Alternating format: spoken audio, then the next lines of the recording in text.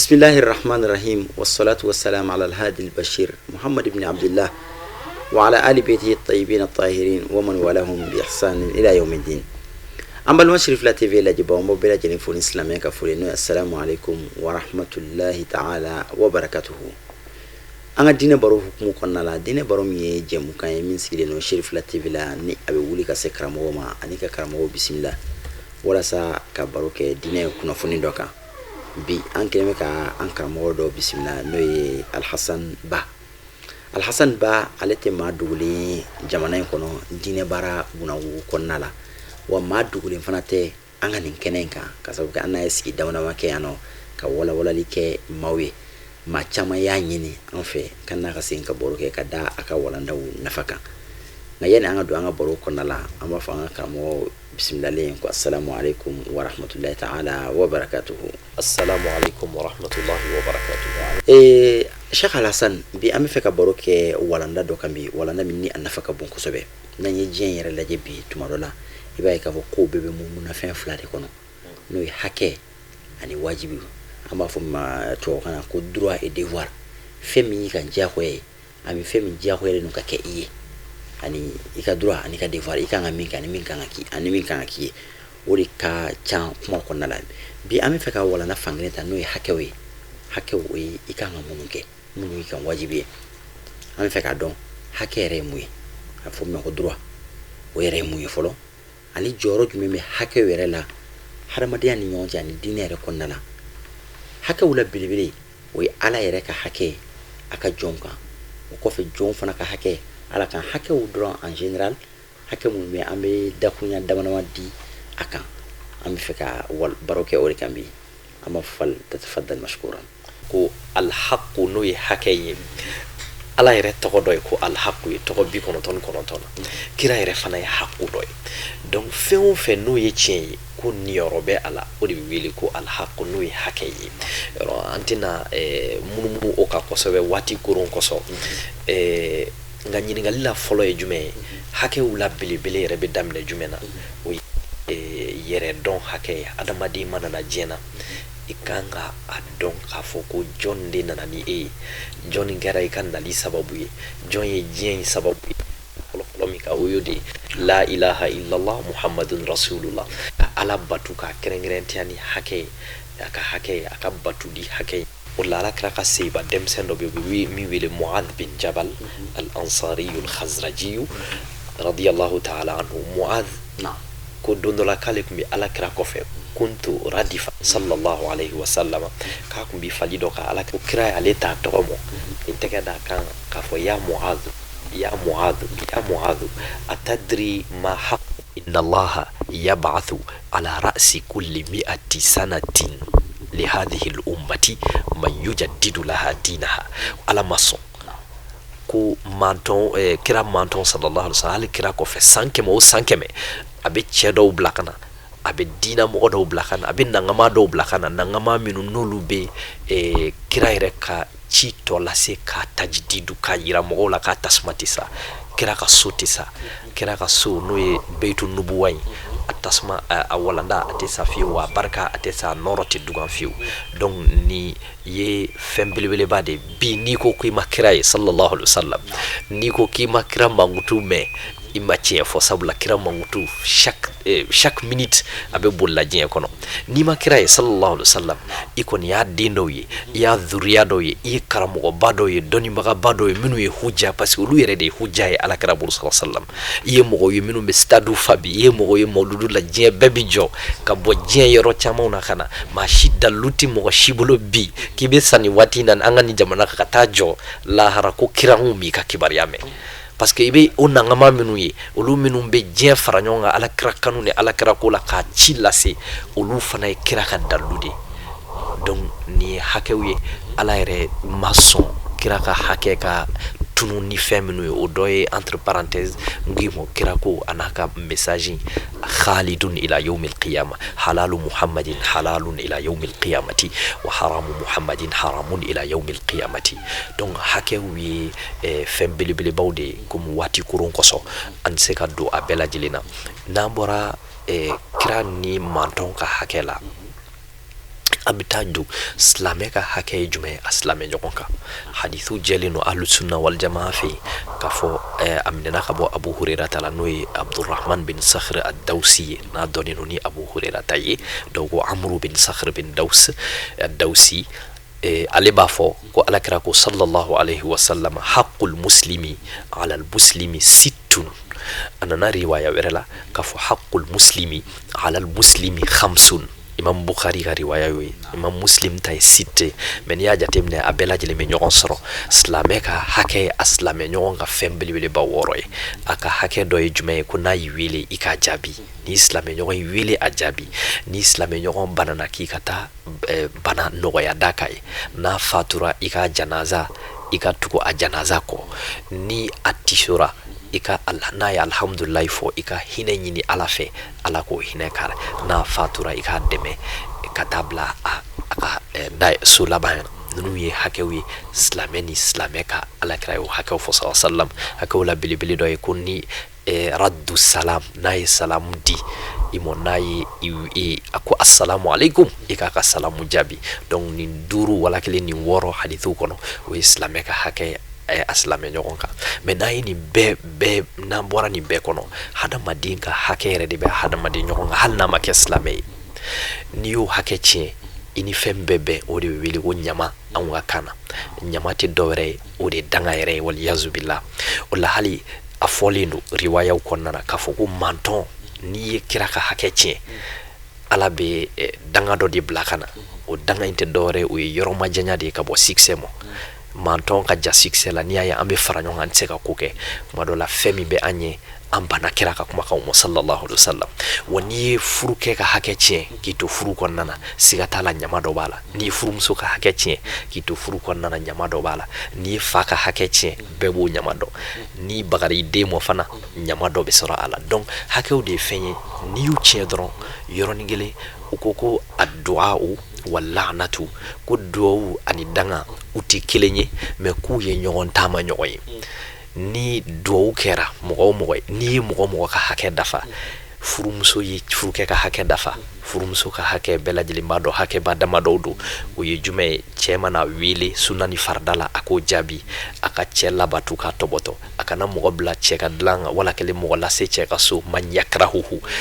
cɛ mɔgɔ min ko man di cɛ ye ka cɛ sinjiw tugu k'a balimaw tugu ni muso y'o bɛɛ lajɛlen kɛ e ka tila k'a ka hakɛ tiɲɛ ko dugawu de bɛ hakɛ kɔ ni hakɛ tiɲɛ duwawu bɛ hakɛ kɔ o duwawu b'i bila ni duwawu y'i bila ko duwawu tatɔ bɛ danga de wele ka na ayiwa n'i ka kiliyan dɔ bɛ yan nɔ e ka taa n'ale ye danga bɛ na waliyazu billah hakɛ tiɲɛ bɛ na ni danga nani ye waliyazu billah donc furu kɔnɔ don fa ni ba cɛ don hadamadenya ɲuman don sigiɲɔgɔnya ɲuman alakira sallallahu alaihi wasallam a b'a fɔ sigiɲɔgɔn fana ka hakɛ bɛ sigiɲɔgɔn kan a ka hakɛ dɔ ye ni a y'i wele i k'a jaabi ni kungo b'a fɛ hɛrɛ ni hɛrɛ tanana i ka ni i jɔ a la ni bana y'a sɔrɔ i k'a dɛmɛ ka duwawu k'a ye ni a fatura yɛrɛ fana tashiyul janaza ka tugu a ka janaza kɔ o bɛɛ lajɛlen hakɛ dɔ hali ni silamɛ tɛ hali n'a sɔrɔ silamɛ tɛ donc nin yɔrɔ ninnu ye fɛn belebelebaw de n'an ye hakɛw dɔn an b'a dɔn k'a fɔ ko ja ɲɛnama yɛrɛ tɛ dilan ni hakɛ tɛ hakɛw la belebele ye haqqul bashariya bibi na diɲɛ organisme dɔw bɛ yen n'u b'u wele ko droit de l'homme ani a tɔgɔ ye di minnu bɛ wuli ko droit u bɛ droit ɲini mais n'i ye jateminɛ kɛ san 1430 ani kɔ alakira sallallahu alaihi wasallam kitabu ba min nana a nana ka adamadenya ka hakɛ bɛɛ kɛ kelen ye suratul hujurati aya 13 ni se kun bɛ silamɛw ye u kun kan ka o aya 13 yira de diɲɛmaa minnu ko k'olu bɛ droit de l'homme nɔfɛ sura aya 13 ya ayyuhan nasu ba'da a'udhu billahi minash shaitanir rajim ya ayyuhan nasu inna khalaqnakum min dhakarin wa untha wa ja'alnakum shu'uban wa qaba'ila lita'arafu kali ala de adamadenya bɛɛ lajɛlen da i kɛra chinois ye i kɛra japonais i kɛra farafin i kɛra farajɛ ye an bɛɛ lajɛlen bɔra cɛ kelen ni muso kelen na d'un mâle et d'une femelle munna pour que vous vous entreconnaissiez lita'arafu parce que ɲɔgɔn dɔn kɔnɔ hakɛw deli b'o kɔnɔ ɲɔgɔn dɔn kɔnɔ furu bɛ b'o kɔnɔ ɲɔgɔn dɔn kɔnɔ baara ɲɔgɔnya bɛ b'o de kɔnɔ ɲɔgɔn dɔn kɔnɔ sigi ɲuman bɛ na o de kɔnɔna na donc hakɛw la belebele yɛrɛ hadamadenya ka hakɛ ye hadamadenya hakɛ ye jumɛn o de ye k'i hadamaden ɲɔgɔn bonya ani fɛn o fɛn n'a man di ka a ka k'i la i kan'o k'i hadamaden ɲɔgɔn ala ko k'ale yɛrɛ hadamadenya bonya walaqad ba'da a'udhu billahi minash shaitani rajim walaqad karramna bani adama wa hamalnahum fil barri wal bahri wa razaqnahum min at-tayyibati wa faddalnahum ala kathirin mimman khalaqna tafdila suratul isra kono k'ale ala yɛrɛ de bonya da hadamadenya kan ni hadamaden ɲɔgɔn ye hali n'a sɔrɔ silamɛ tɛ hali n'a sɔrɔ silamɛ tɔgɔ t'a la hali n'a sɔrɔ i n'a tɛ jamu kelen i n'a tɛ bɔ dugu kelen na mais a jate minɛ dɔrɔn a dacogo ni dacogo ye kelen masaba in tɛgɛ de aw bɛɛ lajɛlen da ka bonya dɔ hakɛ dɔ b'a a ka i fɛ n'i y'o hakɛ in tiɲɛ ni ala bɛ ɲɔgɔn na n'i ye hakɛ in tiɲɛ ni ala bɛ ɲɔgɔn na o la an bɛ kuma datugu ni jumɛn ye hakɛw bɛɛ lajɛlen n'i ye hakɛw ta i tɛ se ka sariya ta ka sɔrɔ i ma hakɛw ta i tɛ se ka ala ko ta ka sɔrɔ i ma hakɛw ta jugu ninnu bɛɛ bɛ munumunu jumɛn kɔrɔ an ka sirifikɛ an'an ka karamɔgɔ n'an ka ustaz a ka n'i ye a ka wajuli san 30 ni kɔ wajuli lajɛ a bɛɛ bɛ munumunu jumɛn na jugu wa jugu bɛ munumunu jumɛn kɔrɔ hakɛw bonya parce que ni cɛ ni muso ma ɲɔgɔn ka hakɛw dɔn dɔrɔn jugu bɛ tiɲɛ ni fa ni ba ma ɲɔgɔn ka fa ni den filila ɲɔgɔn ka hakɛw ma jugu tiɲɛ bɛ na ni feerekɛla sannikɛla ni feerekɛla ma ɲɔgɔn ka hakɛw dɔn jugu bɛ tiɲɛ ni baarakɛla patron ni a ka dugumamɔgɔ n'u ma ɲɔgɔn ka hakɛw dɔn juguw bɛ tiɲɛ juguw bɛɛ lajɛlen bɛ bɔ hakɛw tiɲɛni na o la alakira sallallahu alaihi wasallam sayi muslimu kɔnɔna i b'a la abu hurairata de y'a riwaya kɛba ye k'u nana muso dɔ ka kibaruya fɔ alakira ye sallallahu alaihi wasallam innaha k'a bɛ sali tusalli a bɛ seli kira yɛrɛ ka misiri la koyi a bɛ jaka bɔ a bɛ kuranɛ kalan a bɛ ɲuman nasɔn bɛɛ lajɛlen kɛ walakinaha tu'udhi jiranaha ko nka a b'a a sigiɲɔgɔnw tɔɔrɔ kira ko sallallahu alaihi wasallam innaha finnar innaha finnar innaha finnar a bɛ tasuma la a bɛ tasuma la a bɛ tasuma la munna parce que hakɛ tiɲɛ don hakɛ jɔn o jɔn ni hakɛ sera ala mɔ lahara kɛnɛ kan da la k'a fɔ ala bɛ hakɛ tigi ka hakɛ minɛ k'a di o de y'a ka hakuya ye ala ka hakuya bɛ manifeste diɲɛ na yan mais lahara fana a ka hakuya dɔ de ka hakɛ tigi ka hakɛ minɛ k'a d'a ma ihqaqul haq wad'u kulli shay'in fi mawdi'ihi o de ala kira o de ala yɛrɛ majamuna ye subhanahu wa ta'ala an bɛ se ka fɛn wɛrɛ jumɛn fɔ waati kurun kosɔn k'a yira dɔrɔn k'a fɔ ko hadamadenya bɛɛ lajɛlen bɛ boli droit ni devoir ninnu kan n'o ye droit in yɛrɛ n'i ye jateminɛ yɛrɛ kɛ hakɛ la hali a tubabukan lama na droit bɛ komi ko tilennen droit ye hakɛ ye mais n'i bɛ fɛ k'a fɔ ko fɛn tilennen quelque chose qui est droite a tilennen don u b'a fɔ ka nin a filɛ nin sa n'i ye mɔgɔ ka hakɛ di i tilenna n'i ma hakɛ di dɔrɔn i jɛngɛnna o bɛɛ lajɛlen b'a yira k'a fɔ ja hakɛ in yɛrɛ tayɔrɔ ka ɲi wallahi jɔn o jɔn ye hakɛw dɔn hali n'a ma kɛ silamɛ ye k'i k'i kɔlɔsi a la Muaz bin Jabal min n'a y'a fɔ ni alakira y'a k'a ka ambassadeur ye Yemen ambassadeur fɔlɔ ye ka bila ka taa Yemen a ko Muaz i bɛ ka taa innaka sata'ti qauman i bɛna taa mɔgɔw de fɛ maa minnu ni kitabu dungew dɔn Muaz a kɛ tan kana se yɔrɔ dɔ ma a ko Muaz wattaqi da'watal mazlumi ya Muaz k'i hakili to mɔgɔ hakɛ tiɲɛnen ka duwawu la dɛ parce que mɔgɔ tɔɲɔnen ye jɔn ye mɔgɔ min ka hakɛ tiɲɛna jɔn minnu bɛ siran hakɛw ɲɛ jɔn minnu bɛ hakɛw bila u bila yɔrɔ la wallahi silamɛ kan ka dɔn n'a ka jɔn ka hakɛ dɔnni de kunun an bɛ silamɛ dɔn ni jamana ninnu kan ni mɔgɔ ɲɔgɔn ka hakɛ dɔnni de karisa ye silamɛ ye Usman o kɔrɔ de k'a bɛ bɛɛ ka hakɛ bila a bɛ bɛɛ ka hakɛ dɔn mɔgɔ de bɛ se ka yɛlɛ ale kan mais ale tɛ yɛlɛ mɔgɔ kan ala k'an bɛɛ sababa ma alhamdulillah. Dakuruɲa laban jumɛn b'i bolo ani ka duwawu don kɛ an filɛbagaw ye an ka baro in kuncɛw kan. Dakuruɲa laban min bɛ yen o de ye ka bɛɛ lajɛlen fo ka bɛɛ lajɛlen waleɲuman dɔn an bɛ min dɔn dɔrɔn fɛn bɛɛ lajɛlen n'a hakɛ hali an bɛ silamɛya min kɔnɔ hakɛ dɔ de b'a kan u ko dɔnnibagaw ko la ilaha illallah ko hakɛ dɔ bɛ kiiti dɔ bɛ la ilaha illallah n'a fɔbaa bɛɛ cɛ lahara parce que sharti dɔw de bɛ la ilaha illallah ka sharti ye jumɛn ye ko i la ilaha illallah min fɔ min y'a lase i ma i k'o bila yɔrɔ la n'o ye Muhammadu ye sallallahu alaihi wa tu'azziruhu wa tuwaqqiruhu ko Muhammadu rasulullahi fana b'i plaignɛ mɔgɔw la lahara kɛnɛ kan Muhammadu rasulullahi fana ka hakɛ dɔ ye jumɛn ye o de ye n'i ye Muhammadu rasulullahi fɔ i k'a kanu k'a dɔnbɔnaw kanu ka a denw kanu ka zuriyaw kanu n'o ma kɛ i ni Muhammadu rasulullahi i m'a ka hakɛ dafa o de la alakira mɔden dɔ bɛ yen n'u b'a wele ko al-imamu rida alayhi salam don dɔ la k'a ye jama fara ɲɔgɔn kan a bɛ sigi yɔrɔ min na ko a bɛna fɛn fɔ mɔgɔw ye silamɛya la fɛn min ni mɔgɔ ma deli k'a mɛn kalandenw ni gafe fura tigilamɔgɔw bɛɛ y'i ka sɛbɛnnikɛla ta ka na k'a bɛna fɛn dɔ fɔ an ma deli ka min mɛn a bɔra ko aw bɛɛ pɛrɛnna aw bɛɛ labɛnna o k'u labɛnna a ko uktubu la ilaha illallah u ye la ilaha illallah sɛbɛn u y'u kanto mɛ an bɛ nin dɔn ka kɔrɔ a ko bishartiha wa shurutiha wa ana min shurutiha la ilaha illallah sharti de bala niyata hakɛ dɔ de bala ika iti la ilaha illallah takima ala kirata wa iti ala kirata kima kad sudungeta ya rabbi ala kan fara u kanu bagauka amba fa rabbana atina fid dunya hasanatan wa fil akhirati hasanatan wa qina adhaban nar rabbana la tudhigh qulubana ba'da idh hadaytana wa hab lana min ladunka rahmatan innaka antal wahhab allahumma alhiqna bi sayyidina wa nabiyyina wa habibina wa qurrati a'yunina muhammadin sallallahu alayhi wa sallam وآله يوم القيامة مع الذين أنعمت عليهم من النبيين والصديقين والشهداء والصالحين وحسن أولئك رفيقا وسبحان ربك رب العزة عما يصفون وسلام على المرسلين والحمد لله رب العالمين. أمي أمبال ماكي الحسن بافوكا ولا نيمانو أكاني ولاندا نفماي ديليلا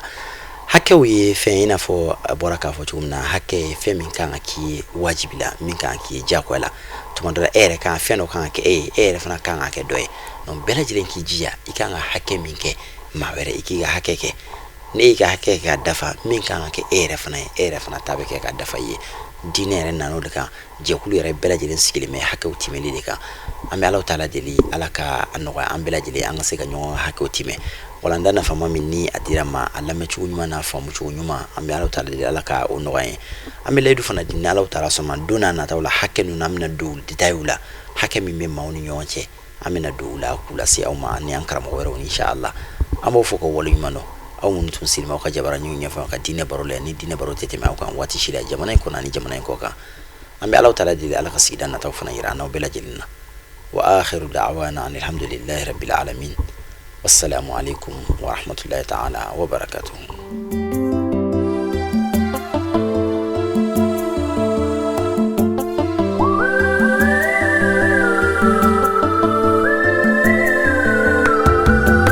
حرام على الأيام إيجاد مثلي عين